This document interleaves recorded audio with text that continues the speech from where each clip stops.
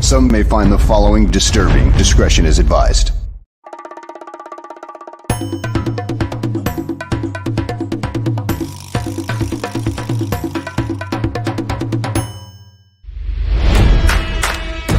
Never before in the history of sports podcasts have two men brought you opinion and analysis like these two. They speak for a city that's desperate for wins and titles, not whining and travesty. You might not agree with what they have to say, but you'll defend their right to say it. Sports fans across the world, from Chicago, Illinois, this is the Mac and Reed Show.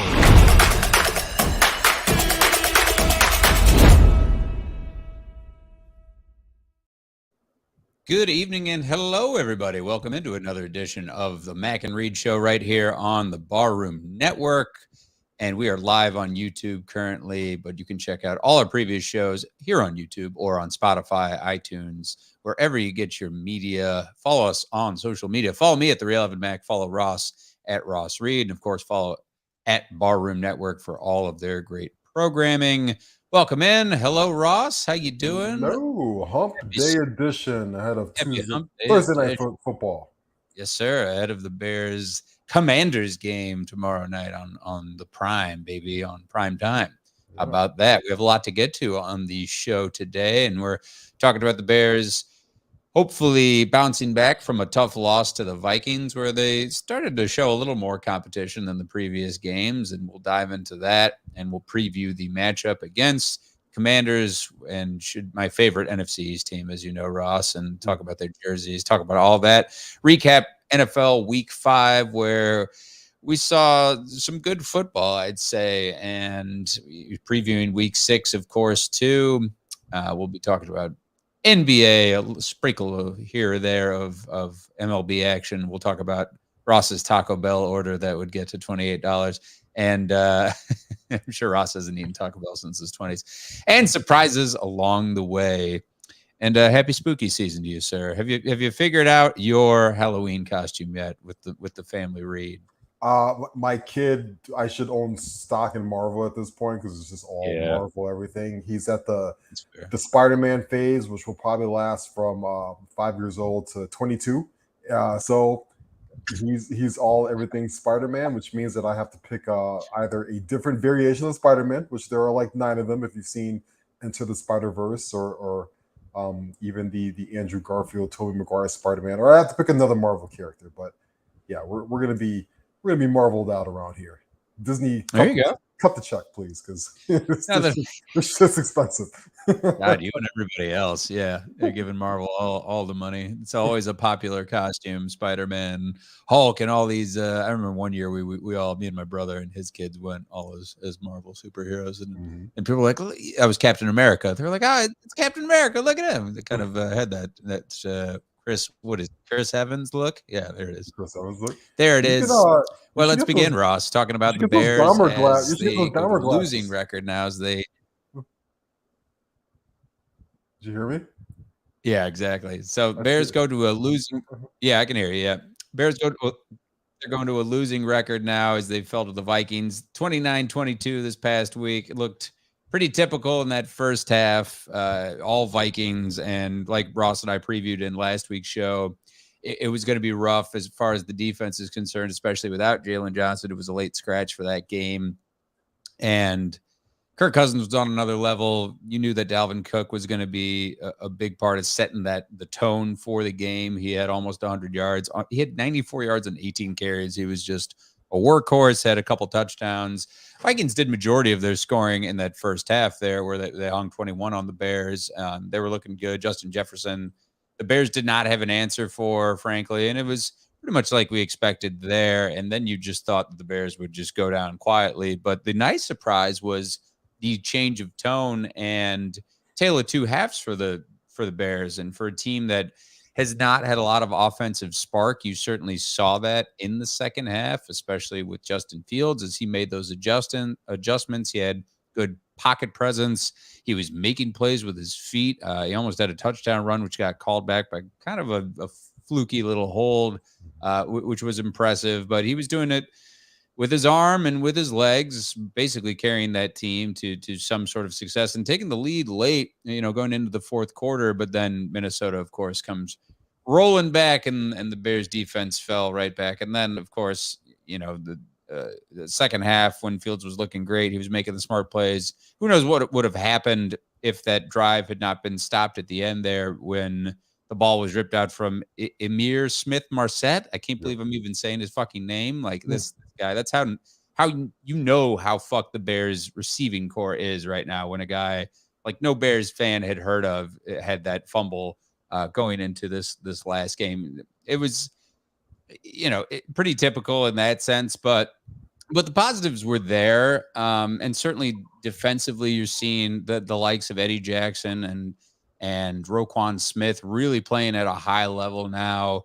And we know that the Bears have played some tougher teams this year. We know that Green Bay's no slouch. We know that the Vikings are a pretty solid team, and divisional record-wise, that was tough. And that now, of course, Vikings sit alone at the top of the NFC North. But Ross, your impressions from that game, sort of your highlights and lowlights.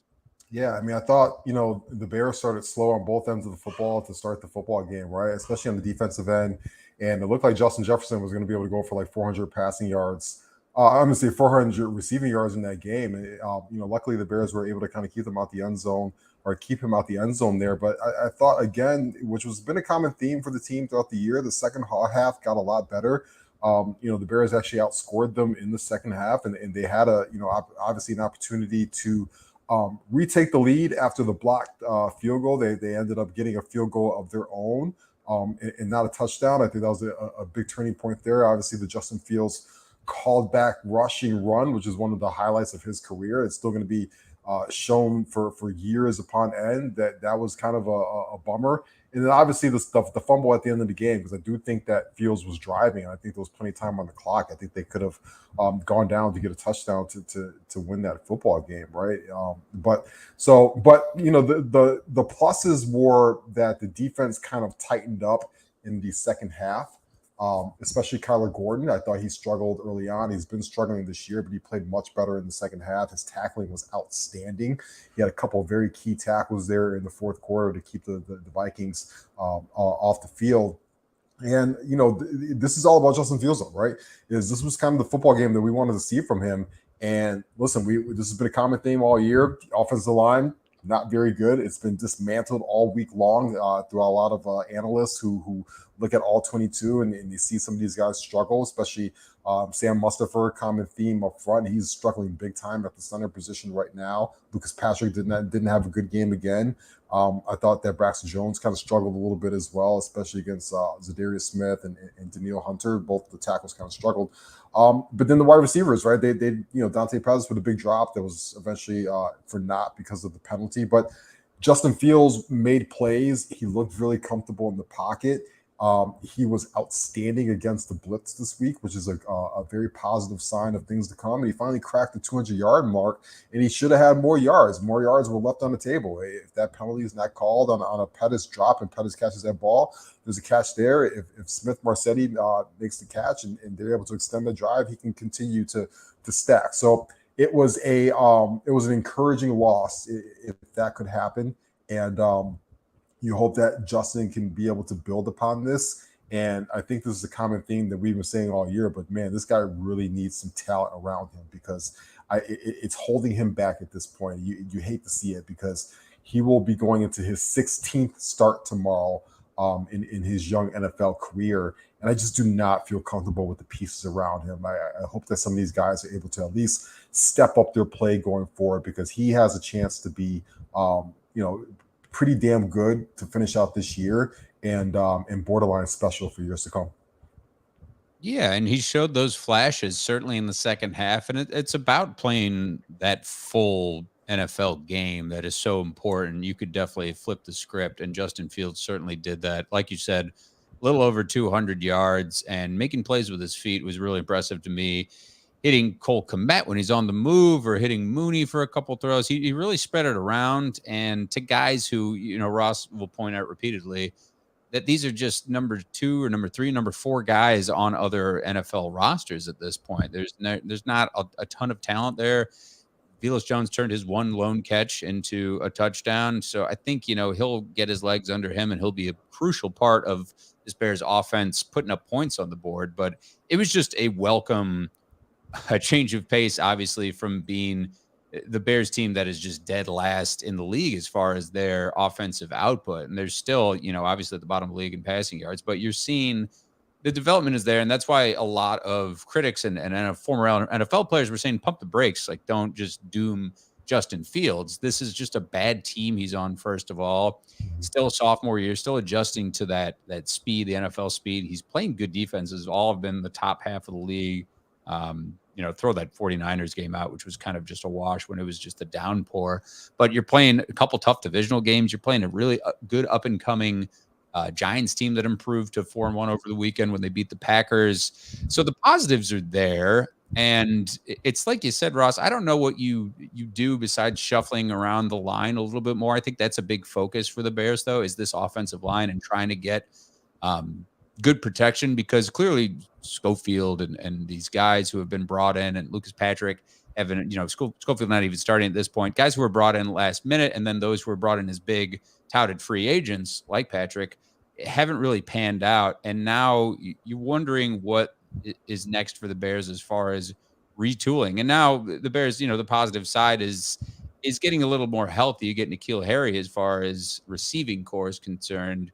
I guess we'll address that first, Ross. Do you see him making an impact right away? I know that Eberflus was pretty non-committal on him really even in suiting up, I feel like, for the most part. Yeah, I mean, he's probably going to suit up tomorrow. I don't know how much football he's going to play. It seems like it seems like the Bears, even with their skilled position players, like to ease them back into things. Velus Jones, even on Sunday, only had 3 offensive snaps, right? That's got to increase going forward, but I think they're being cautious with him coming off that hamstring injury. And you want to think of the same thing with Harry coming off that ankle injury, because you don't want him to re-aggravate that. I think Harry's, number one contribution that he can make right away is in the blocking game. He's an outstanding blocking wide receiver. And the Bears right now are one of the worst teams in football at being able to run screens. They don't run a lot of them, and then when they do, they're absolutely atrocious at it. And that's just because the blocking up front is just not there. But I think if you're able to get the football in a guy like Jones' hands, or even Darnell Mooney's hands, or even Equanimeous St. Brown, who's got a little bit of a juke to him, and use them in the screen game, that's just another way that you can get Justin more comfortable, stack some completions, get some yards, and get creative to move the football down the field. So I think if Harry does play tomorrow night and going forward, immediately he's going to be a contributor in the blocking game, even as they try and get Darnell Mooney and Khalil Herbert out in the edge. And listen, he might be able to slip out there and get a couple catches. I'm not optimistic about that. I wasn't really optimistic about N'Keal Harry coming in here to begin with, because I just don't think he was a very good football player. But I'm rooting for him. And I hope that he is able to come in here and make the most out of his opportunity. And quite frankly, there is opportunity there. If you look at the snap count on Sunday, Smith Marsetti played 19 snaps. That's 38% of the offense. And Dante Pettis, who's been atrocious, played 30 snaps, and that was 60% of the offensive snaps on Sunday. So if Harry can find a way to get out on the football field and cut into both of those guys' snaps, I'm all in, because they were bad. And they've been bad football players. And I don't want to blame a loss on either one of those two young men. But they are a big reason why the Bears lost that game on Sunday.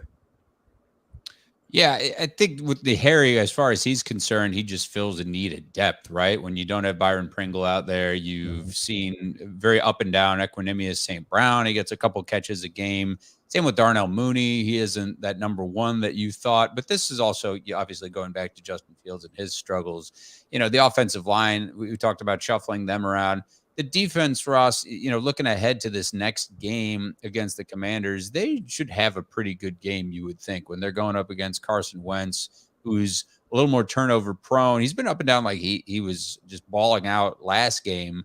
But certainly, this team, the way it is structured as in the Commanders, they really match up well, again, especially with this defense. When you look at offensively what the Bears are able to do, what Justin Fields can do on the run, what he'll be able to do with whoever he's throwing to, frankly. But, the defense, to me, we haven't talked about a lot. They, need to have one of those just very Bears-centric games where it's takeaways, where it's a little more like what we saw from Vildor. We're seeing Roquan Smith all over the field. We're seeing another pretty good game from Kyler Gordon. We're seeing Eddie Jackson continue, who already has 3 interceptions on the year, continue to have really good play. Your expectations for the defense and how they match up for the Commanders, what's that looking like?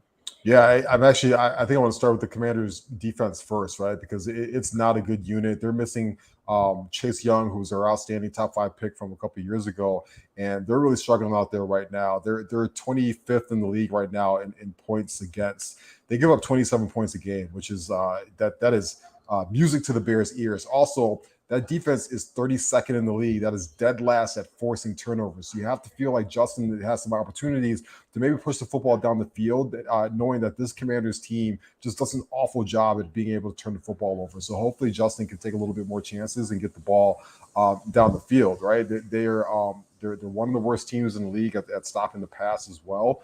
They've given up 11 touchdowns through the air this year. They've only gotten 1 interception. So hopefully the Bears can be able to move the football. And this is also a team that's missing a couple of their corners. William Jackson is going to be out tomorrow. Christian Holmes is going to be out tomorrow.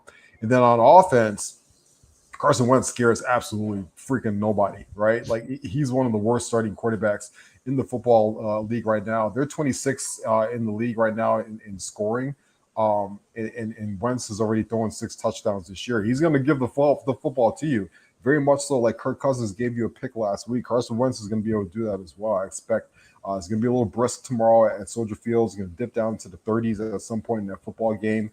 And you should be able to rattle Carson Wentz and really tee off defensively on him and allow him to turn the football over. They got their outstanding rookie Brian Robinson back in the backfield. Shout out to him for getting the Many Men song from 50 Cent coming back to the field a couple weeks after he got shot. That is a major flex. I love him. I remember. I hope he does well the rest of the year, not tomorrow night. But this should be one of those football games with the Bears where they kind of are able to flex their muscles a little bit on both sides of the football. And you like to see them get a blowout, okay, quite frankly. We would like to see a good old-fashioned 30-10 football game or something like that, where it just really feels good from start to finish. And then you go 3-3, you get a nice extended break, right, into the next week. But I think we would all like to go into this weekend feeling really good about a W, and they have a really good opportunity tomorrow night to do that.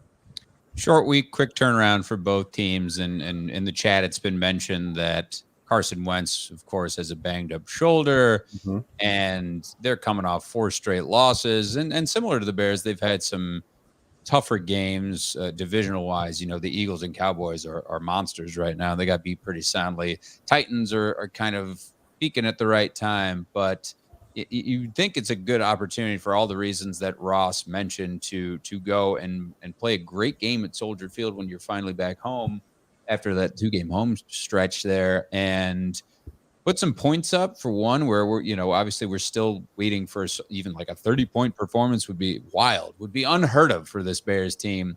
And, savvy bettors are saying bet the under because of that, because of both teams and how offensively inept they are at this point. So, they match up well together, right? Because they're both a little hungry for a win, and hopefully it's a better competition-wise than we would think of these previous games too. But I do want to see 4 full quarters for sure. You're seeing a lot of Cairo Santos kind of setting the tone for the offense, and then Justin Fields picking up the pieces. And the red zone offense has obviously been such a struggle for the Bears. You haven't been able to see them really throw in the red zone. You saw a little bit of that last year when they were playing last week when they were playing from behind. But it should garner a pretty good matchup. I would think that this Bears defense, again, on the note of a pass rush and takeaways, I would think that they have an upper hand and they can get in Carson Wentz's face repeatedly in this game tomorrow night. Yeah, and even touching on the Bears red zone offense, this is when I like to see Jones a little bit more on the football field, is when they get closer to the goal line, because he has that tremendous speed, and he can be able to, at the very least, be a decoy when he's out in motion and really draw attention to the defense. We saw him score a touchdown on Sunday. Best believe that that Washington and Jack Del Rio, saw that on film. I don't actually know what the fuck Jack Del Rio does, but best believe that those guys saw that on film on Sunday, and they're going to be keying in on him. You got to put him on the football field when you get closer to the end zone because they're going to be able to rotate to him. And then we talked about the aforementioned N'Keal Harry. He is a great jump ball target, and he's a big body receiver, and it shouldn't take him much to go down, 10, 15 yards and be able to post up and block out a defensive player and go over the top and get a football. Because clearly right now, I don't think Cole Kmet's that guy. Cole Kmet hasn't caught a touchdown since 2020. I don't know what the hell he does. He's like office space on the football field for me. He's like, what really do you do here? Because I don't know. What would you say you do here? I don't know what you do here. But to me, this feels like the kind of football game where you can put Ron Rivera out of his misery, which is, you can really kind of put the hurting on them. And by God, just let him go about his way and let him go. I don't think he wants to coach this football team. I think he hates Carson Wentz. That guy is so freaking done. Could you believe? Oh man, could you believe him saying that about Carson Wentz and quarterback's a weakness? What the fuck was Carson Wentz thinking at that point? I mean, yeah, absolutely. But we saw what happened to Matt Rule on Monday, right? That was obviously going to happen. I think Ron Rivera is the next guy that should be on firing alert right now. It should be happening sooner than later. Yeah, it's ugly. It's the second former Bears coach coming to Soldier Field this year. He had Lovey, and hopefully it'll be 0-2 for these Bears head coaches. But that was such a bad look, and I know that Ron Rivera, he probably regrets that at this point. He's been blasted all over the media and social media for identifying quarterback as his team's weakness. He didn't even hesitate. He didn't think about it. He just said quarterback. He said that's it, and that's sort of the easy answer because it's so quarterback driven. But dude, I don't know what Carson Wentz is thinking, hitching his wagon to Ron Rivera at this point. Yeah, I mean, Ron Rivera is basically telling you, like, look, if and when I get canned, it's because this guy sucks and he's not allowing me to do my job. And he kind of has a point. I mean, you never want to throw your quarterback underneath the bus, but at some point, Carson Wentz, who is now on his third football team, he lasted only one season in Indianapolis. He has to also look in the mirror and say, man, what is wrong with me and my game? And where is my career going to be going forward? Because he's this close to being, Mitch Trubisky territory, which is like you're about to be a career backup. This is probably his last starting gig in the NFL for quite some time. I don't know why the Commanders, if they get their ass kicked tomorrow night, why they wouldn't go to Sam Howell for the rest of the year. You're going to be 1-6 or whatever, or 1-5, 1-6. You might as well play the rookie and see what you have on him. And if you don't have it, go all in for CJ Stroud, right? As a top 3 draft pick. It's tough for them because you see why they signed him when you saw that first game where they were able to beat the Jaguars, and then even this last game where he almost got 400 yards, and you see the stroke where it's kind of that when he was with the Eagles where you saw how complete he is and why he was drafted this guy, but he struggled with injury, and he's had injuries at wide receiver and a trash offensive line overall. So I don't envy him, especially when the coach is in the situation. Jalen Johnson, as this is on our ticker here, him coming back from injury and likely starting tomorrow night. You think on a short week, that's got to be huge. And I think that, other opposing teams don't want to target him. They know how good that Jalen Johnson is. And for this Bears secondary, that's going to be huge. And I think, talking about Carson Wentz, how he matches up against the secondary, they'll limit him really severely tomorrow night. Yeah, it's awesome because if you're able to put Jalen Johnson, who's healthy, out there opposite Terry McLaurin, you can really slow down that Washington offense, which means that also you can. I think Vildor has been playing very well this year, and he's a guy that I kind of criticized last year, but he seems to really find a home in the scheme. But most importantly to me, it allows you to keep Kyler Gordon, your rookie, inside, where I think he's a little bit more comfortable right now. Just let him play one position. Let him focus on that nickel position. Provide the outstanding run support that he has, because they're going to try to run the football on you tomorrow with Robinson and Gibson. And let Jalen shadow Terry McLaurin. And I don't know where Carson Wentz is going to be able to go through this football. The only guy that they really have left on the field opposite of that is Curtis Samuel. I know they had their rookie last week catch Diami Brown catch 2 touchdowns, but those were kind of fluky plays. He kind of just got like behind the defense on some fluky plays. I can't see that happening against Eddie Jackson tomorrow night. Allow Devontae Adams what he was able to do. And then Monday night, he get 3 catches for 2 touchdowns and 120 yards. We saw a lot of stat lines like that this past week. What about the orange hats and the jerseys, Ross? Yeah, I Fire or nah? I should go get I have an orange helmet here, an orange Bears helmet. It's in my little man cave that I have here. I'm all in on the orange helmets. I'm not all in on the orange helmet and jersey combination together. Orange on orange. Yeah, I would it's like Halloween season. Spooky season. It's spooky season. I would like to see them break that up a little bit. I would like to see the orange helmet with either the white jersey or even the navy jersey. I've seen some renditions out there, but I like to see them break that up a little bit. But go for it, right? Listen, if they win 35-3, you wear those orange helmets and jerseys for the rest of the year for all I care. Sure. Whatever works. Sure. Start looking like a Illini almost. Yeah, that's true. We're hot right now. That's true. Who are ranked too. Yeah, they're ranked for the first time in a long time. Shout out to the Fighting Illini. We'll see how long that lasts. All right, let's quickly move to the rest of the NFL and recap, as it was a pretty good week 5 as far as action goes, but some similar storylines. As we know, the Cowboys could be pretty damn good when Dak comes back, and Rush has been pretty solid at quarterback. Vikings alone at the top of the NFC North, like we talked about. New York football is back with the Giants and the Jets. Jets hung 40 on whoever they played last week. Yeah. And then the Eagles are still undefeated right now. So it was impressive. I mean, certainly the game that's still freshest was probably the one that stood out the most for many reasons. And I, can kind of lead with that too, with that great Chiefs Raiders matchup. And you knew that this was kind of a trap game for the Chiefs, where they may be at home, but you throw out records and all. And it looked for a minute like they were going to run the Chiefs out of their stadium in Arrowhead for at least a quarter or two there. But then it was just the Pat Mahomes show, throwing to Travis Kelce and no one else in the red zone. Went off for 4 touchdowns, which was just nuts. Double team this guy. He's not throwing to anybody else. It was really pretty crazy to see. And Josh Jacobs, he was pacing the Raiders so well. It got close into the second half. I think, the 2 big takeaways, despite the outcome, where the Chiefs are that team, and now they have a really big matchup against the Bills that we'll talk about in a little bit here. But what was what happened in that Bucs game with Tom Brady, and then what happened with this roughing the passer penalty that was on, I believe it was Chris Jones for the Chiefs, driving Derek Carr down.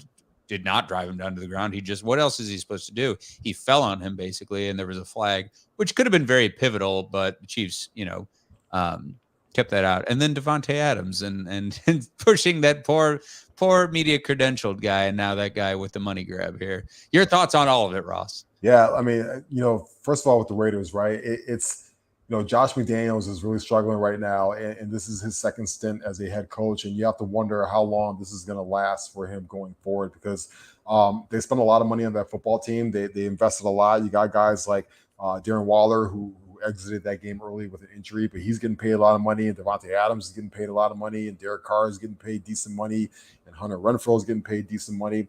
And their offense was actually fine. I think they were able to move the football. They were able to score with the Chiefs. That was fine.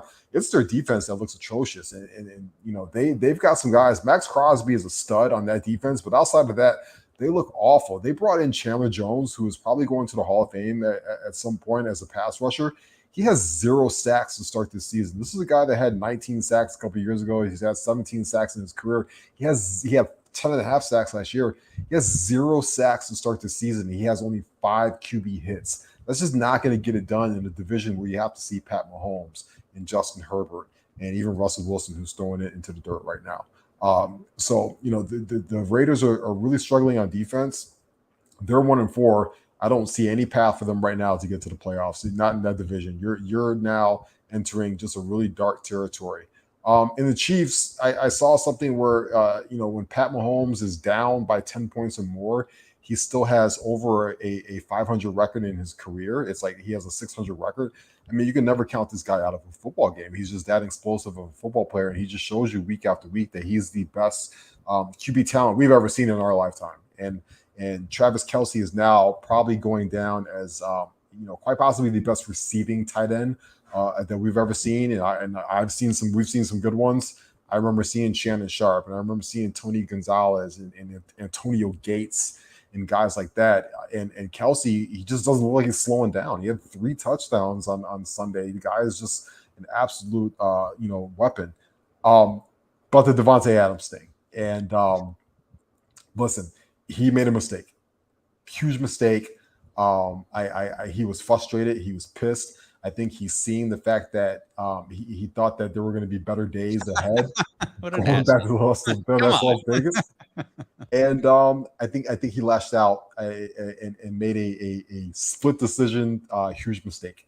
And I can't really blame him completely for that. I mean, I can blame him for it, but I'm not going to hold it against him for a long period of time, right? It pisses me off more that guy, that photographer, is instantly going to the money grab and trying to capitalize off of somebody's in the heat of the moment on, at his job, and he lost a tough football game. You're going to capitalize financially off that. You're filing police reports and calling lawyers and all that shit. That to me sucks. If that was me, I would have handled that with Davante off to the side, and that Davante would have taken care of him. But the fact that you have to get lawyers involved and go to a hospital and police records, that's bullshit, man. Be a freaking grown man and get over yourself. You got a little embarrassed on TV. You should be able to laugh about it. You probably be able to go on SportsCenter the next night or Jimmy Kimmel.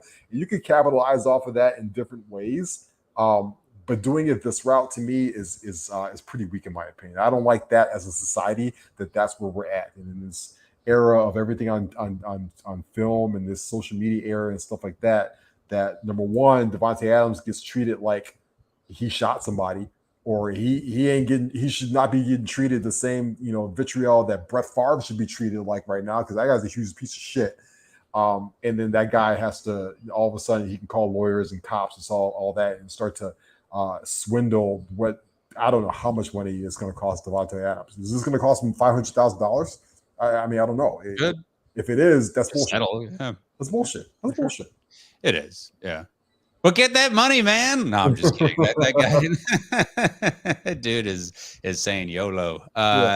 His ass. I mean, I was laughing, of course, seeing the replay for those of you just listening to the audio only version, and you just see it. It was a clear moment of frustration. Just the one guy who happened to get in his way. He just fell over. He was holding like a boom. He was an audio tech, something like that. He did not have to go that route. I'm with you, Ross. I think you just handle it with Davante and say, hey, look, I'm going to threaten litigation unless you do something about this. An apology, a written apology is not enough. Like a tweet about it. It's a bad luck. But the guy is really crying poor, and like the injury aspect of it is a little ridiculous. And repeatedly, people will tell you that Davante Adams is such a stand-up guy too, and it really was just. I'd never seen him so heated as he was going into a loss like this on that sideline when he's throwing his helmet, and he was blanketed all night and still escaped for 2 huge touchdowns, which put him in the game. But he wants that win, and you see the frustration throughout this Raiders team that is still reeling from the John Gruden situation, and now talking about Josh McDaniels, who should have been that new breath of fresh air at head coach. But you whiffed, and the defense is kind of a mess right now. You have some bright spots like Max Crosby and Denzel Perryman. Jonathan Abram isn't playing as well as you thought, and when you just did not have an answer. And it's nothing against that defense, too. It is just how good Pat Mahomes and this Chiefs team is to rebound like that, and what a beast Travis Kelce is. And Travis Kelce had said going into the game, when we match up against the Raiders, I always got to smile because I know I'm going to get 200 yards and a dub. And he got 4 touchdowns in a dub. That's even better, in my opinion. It was peak Mahomes, though, really impressive as they improved to 4-1, and they're the class. And Mahomes, again, at the top of the league. We talk about MVP frontrunners every week on this show, and the other guy, Josh Allen in the AFC, threw 4 touchdowns against the Steelers, who ain't got it this year. Talk about huge disappointments, and whether it's Trubisky or Pickett, they're just screwed either way. Just thumped them 38-3, and Josh Allen over 400 yards, 4 touchdowns. Gabriel Davis, who I think we talked about last week, kind of not being that dude, and he had three receptions for 171 yards and 2 touchdowns. That's unbelievable. But then you saw the Lions coming back down to earth after they were leading the league in scoring and they were thumped by the Patriots. It's getting weird. And then you saw the Jets, as I was talking about. Well, the Dolphins are reeling because they don't have Tua right now after a hot start. And you're starting to see, the actual contenders versus the teams that were just pretending in the first, 4 or 5 weeks to start here. The Bucks had a tough game when, you think about these divisional games in the NFC South are so tough for them, but they were able to escape with a win. And you know what Tom Brady and that team will be able to do throughout the season. 49ers right there. I'm with you, Ross. I think that they are looking good with now Jimmy Garoppolo leading the way. They're able to put up points. That defense is impressive. And you feel like they're just a game or two away from Kittle adding a lot to the mix too. But Jeff Wilson, setting the pace with the run. Panthers are a mess, obviously, as we talked about with Matt Rule being fired for good reason. Now it's just the matter of time, it seems like, until Christian McCaffrey is traded and more rumors swirling of how you break apart that team. And also, what's up with the Rams and and you could say the same about the Bengals at this point, but it's a big Super Bowl hangover for both of these teams. And when you thought that the Rams would certainly rebound and have another great, at least, start to the season and have a good offense because of how it's put together. But Rams are scoring the fewest points in the NFC right now. Who'd have thought that after they signed Allen Robinson? I know you lose OBJ, and Sean McVay has been saying that they have not made their last pitch to him. But both the Bengals and Rams have been really surprising. Yeah, and for the Rams, right? That Cowboys defense was stifling. Micah Parsons and that defense was able to shut them down. But when you're throwing a football, Cooper Kupp is on pace to have almost 200 targets this year. Way over 200 targets this year, and he's on pace to have like 160 receptions. He is the entire offense. Cam Akers can't play. He's not very good right now. Darrell Henderson's not very good. So they have zero running game. Like you said about Allen Robinson, he stinks. He's not a very good football player right now. And we saw that at the end there with the Bears. They haven't been able to have Van Jefferson on the field, who's kind of like their good slot receiver and can kind of break up that minutia a little bit. He hasn't been able to play, and they're missing a couple key offensive linemen. Whitfield is doing Thursday night football games now with Amazon. He retired. They're missing a couple key guys, and Matthew Stafford is running for his life. And so I don't see how the Rams are able to turn that thing around. It's gotten bad, but this is what happens when you go all in, going very, very top heavy. And then you can't bring everybody back, right? You can't even bring back your Von Millers and stuff like that. And then there's no talent on the back end of that roster to be able to fill in those gaps. The Bengals have had a tough schedule early on here, and so I don't put a complete amount of blame on them. But they do need to turn it on. They need to turn it on real quick. But we see in the NFL right now, there's just a lot of parity. There's a ton of parity out there right now. We didn't even talk about the Packers losing in London to the Giants, but how much of a surprise was that? And all of a sudden, the Giants are they a good football team? Is Daniel Jones your future quarterback? Right? That whole thing is very weird. I told you, I completely agree with you. I'm all in on the 49ers. I think that they are they're the second most complete team in the NFC behind the Philadelphia Eagles, and it feels like eventually those two teams are going to be on a collision course to being the best two teams in the NFC. And I say that because I'd like to put Tampa Bay there, but their offense, their receivers, they just can't get healthy. And I can't trust those guys until they get those receivers healthy and get them on the field consistently for multiple games. And then, the last thing that kind of just stuck out to me is on the AFC side of things, the Bills are the cream of the crop. The Bills are the best team in the NFL right now, in my opinion.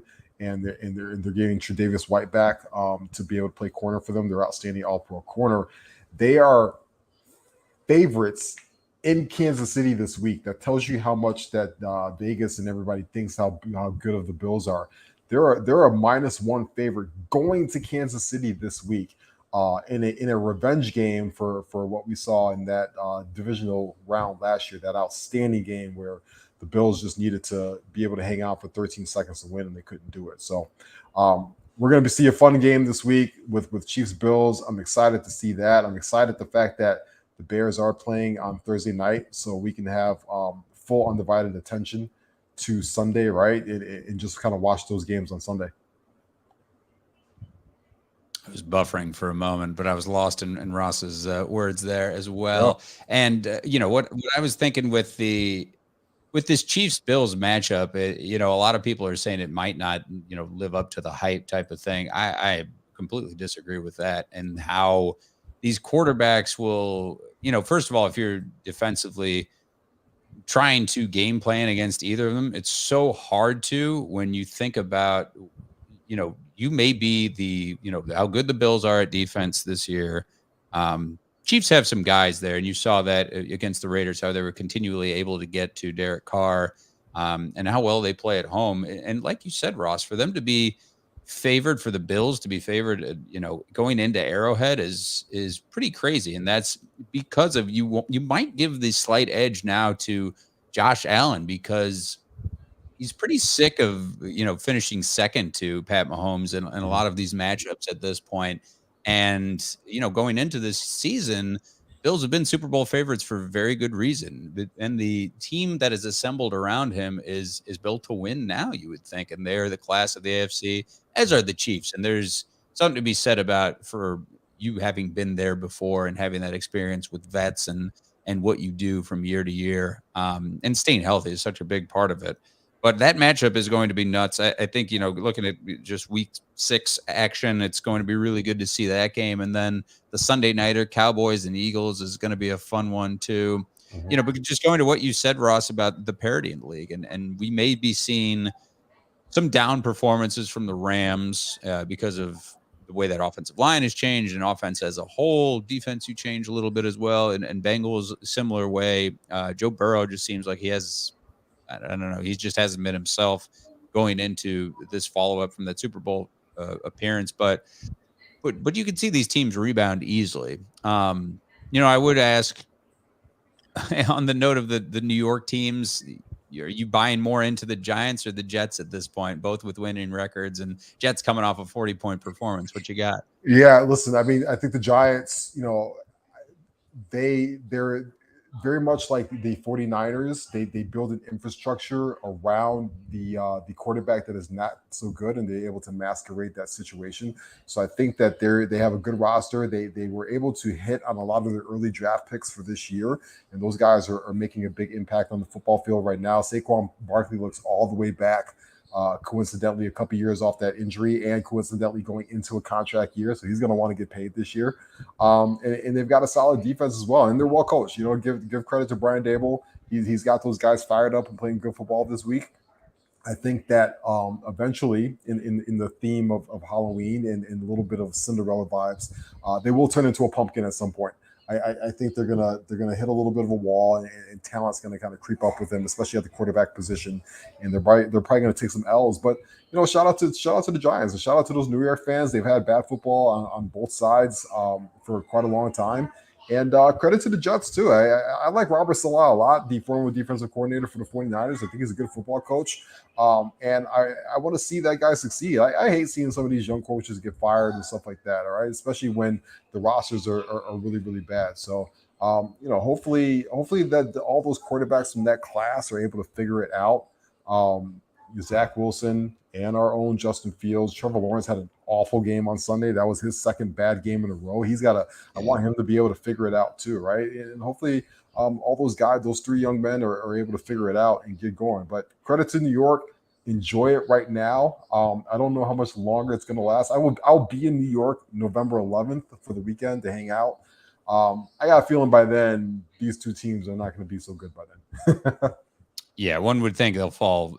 One of the teams has got to fall back to earth, and it could start certainly with a tough test for the Jets going up against the Packers. And Packers, that was, you might blame it on, we didn't talk a ton about that against the Giants. The Giants being decent and matching up well, and then kind of throwing out the home field advantage when you go to London. And this is just that script for that Packers team that's going to have a tough slog as Aaron Rodgers, as he starts playing better teams. He's going to figure out you can't just keep throwing to Allen Lazard and Robert Tonyan and guys who are just not as good as Devontae Adams. And it's not the same constructed team that was so good for him for the past and going into rest of the season. Also, you got to stop scheduling the goddamn Broncos on national televised games. What's going on here, man? And we get someone. They've been on I feel like every week they've been on a Sunday night or a Monday night or a Thursday night game. Get them the fuck off of there. I don't like Russell Wilson.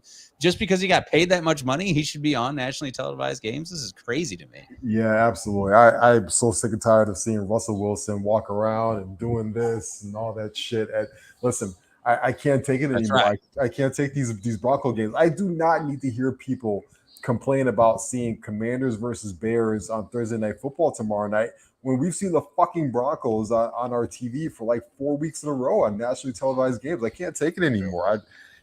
Show me future music videos instead. I don't want to see Russell Wilson on my TV anymore. I was going to say I'll do a Sierra set. She can sing goodies for 3.5 hours for all I care. Don't show me this guy on my TV anymore. Enough is enough, man. Let's not ride. All right. You see what I did there? It should be entertaining, some matchups there for sure. Not too much else going on. I mean, sports wise, we're gearing up for the Bulls as they have their last preseason game tonight, and they're tooling around with the lineup, see what they got in Dalen Terry, and Io has earned his starting job. And just bad news for these Ball brothers, I guess. LaMelo now hurt, and Lonzo we talked about last week at length, and what a bad situation that is. Are you buying a lot of Victor Wembanyama's stock? He is just a ridiculous specimen. I mean, a lot of people saying the best prospect since LeBron. It's all about just staying healthy and sort of filling out when you're 7'4" and you're like the next Kevin Durant out here, huh? We've never seen anything like that ever before. I mean, what a talent. I was listening to another podcast the other day, and they called him, the best center prospect ever since Kareem Abdul-Jabbar, which is obviously high praise. Kareem Abdul-Jabbar is currently number one in NBA all-time points. And LeBron James will catch him this year. But we also forget Kareem Abdul-Jabbar spent 4 years in college. So he lost 4 years of NBA eligibility by going to college. But every semi-bad team in the NBA should be all in on the Victor Wembanyama sweepstakes. That kid is an absolute stud. He's going to be a monster in the NBA. But shout out to Morgan Park's own Io DeSumo. Rep your hometown, proud young man.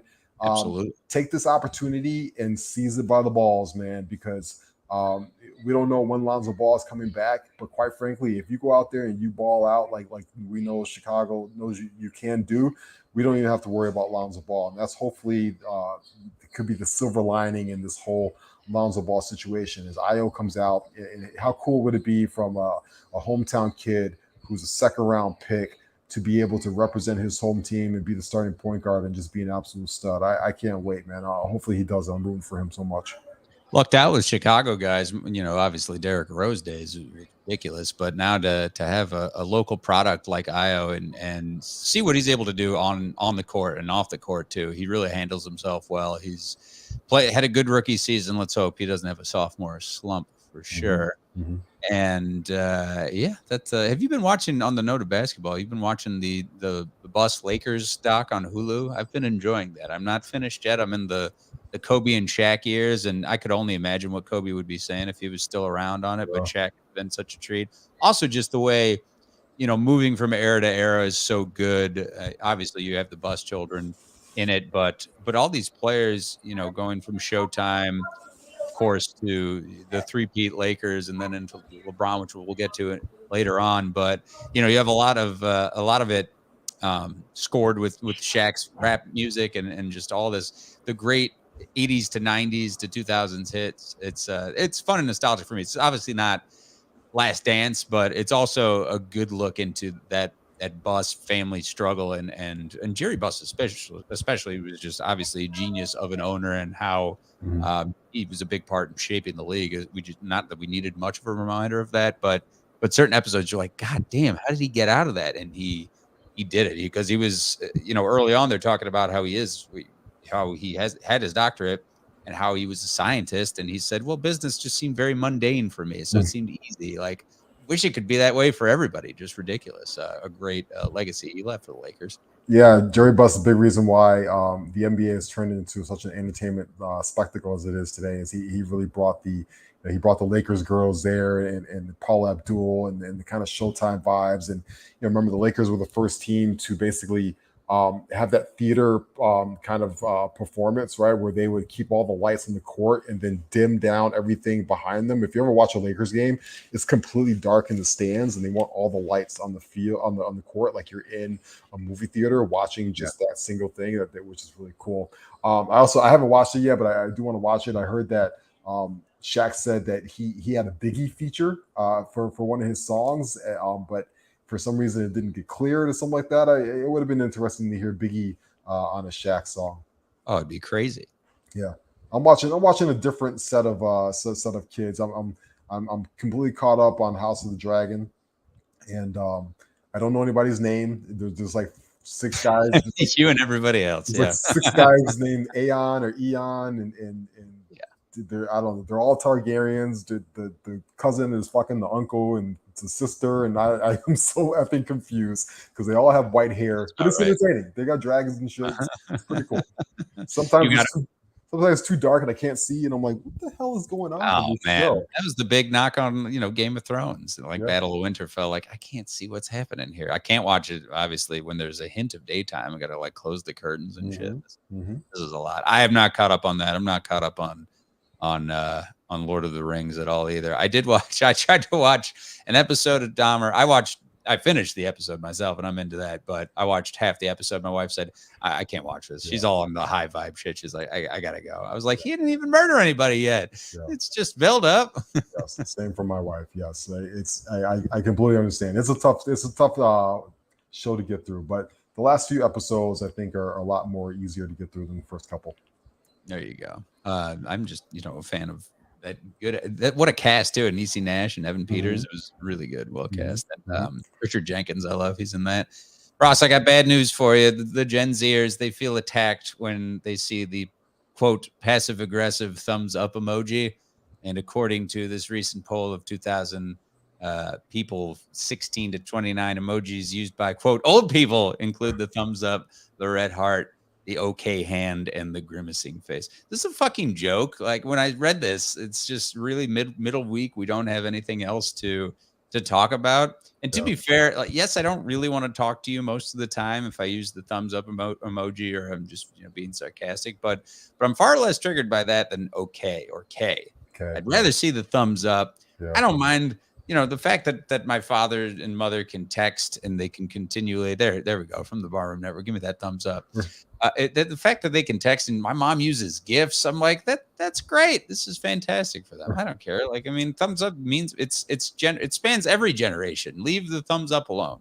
I used to get triggered by the person that would just like the message, like in the iMessage, and they would just like it and not respond to the message itself.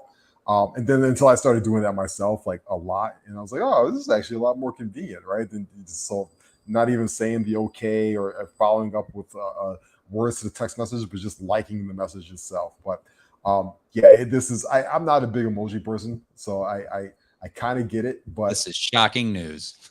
Exactly. But also, it's like I don't want to text with you for 20 minutes, so if you just give me a thumbs up, cool, awesome. That's message received.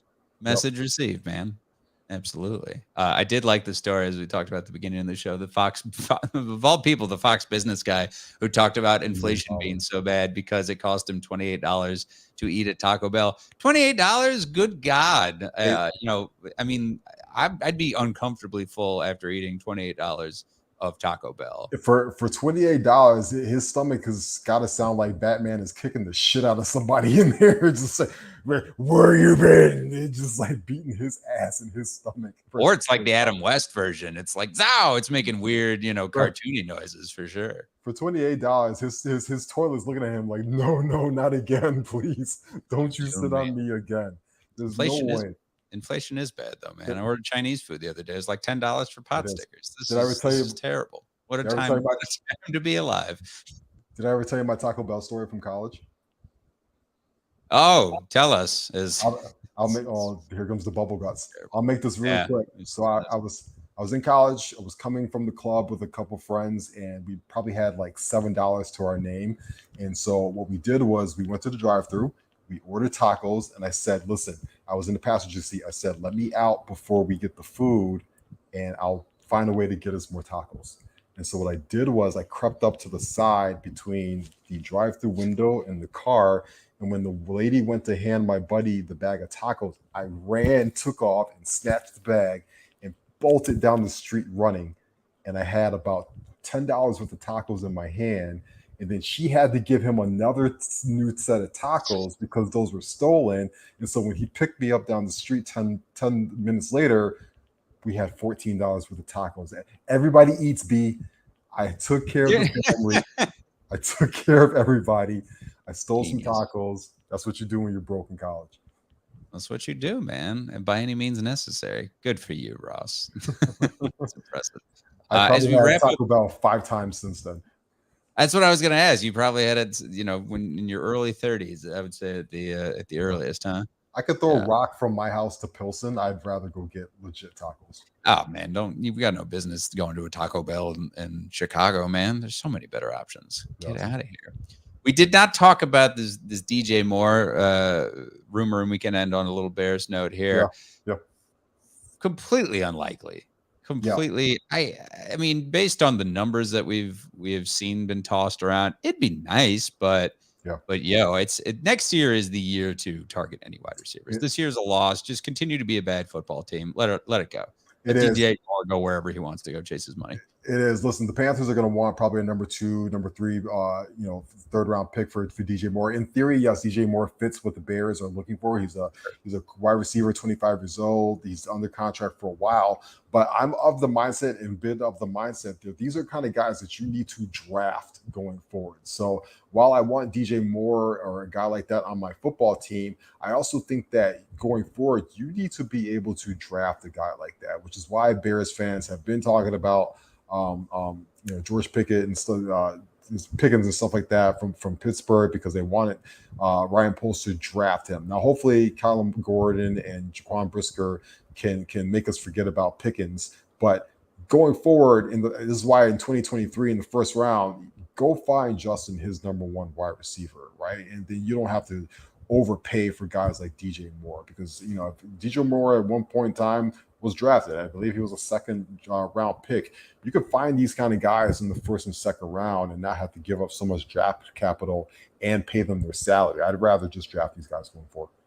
Do $20 million in 2023. That alone is just not how you're going to be able to do it. It's a big number. It's a huge number for them. And you're talking about, building through the draft is the way to do it. And hopefully Velus Jones is one of those guys who's here to stay for a little while and not necessarily number 1 weapon for Justin Fields, but another tool like we've talked about, compare him to Deebo Samuel or one of the Batmans. I'll talk about Batmans. One of the Batmans on the Eagles, something like that. Last thing I'll leave you with Roquan on wearing the new orange helmets on Thursday Night Football. Quote, I think it's pretty cool just to go out looking like a highlighter or something. It will be cool. What's your Bears prediction on that note? Profound words by Roquan Smith. I got the Bears 27-10 tomorrow night. Butt kicking on the lakefront. Ooh, all right. I want a 30 burger. I'm waiting for it. Give me 31-17 Bears. I can only hope. And thanks to everybody for watching, listening in here on the Mac and Reed Show on Barroom Network. Remember to follow us on social media. Follow me at 311Mac. Follow Ross at Ross Reed. Check out all the previous shows on YouTube, on Spotify, on iTunes, wherever you get your media. Remember to like and subscribe to Barroom Network and to our show. Science Fiction coming up next. The guys reviewed the new Disney Plus show Werewolf by Night tomorrow. It's outstanding. It's outstanding. Good. Outstanding. Watch Ross it. Already. Ooh, spoiler, Ross. All right. Yes. Tomorrow, the Barroom has pregame and postgame coverage of the Bears game against the Commanders. Hopefully, a good result for the Bears, for our Chicago Bears. But for now, everybody have a great rest of your week. Be good to each other. We say so long. We say deuces. Peace.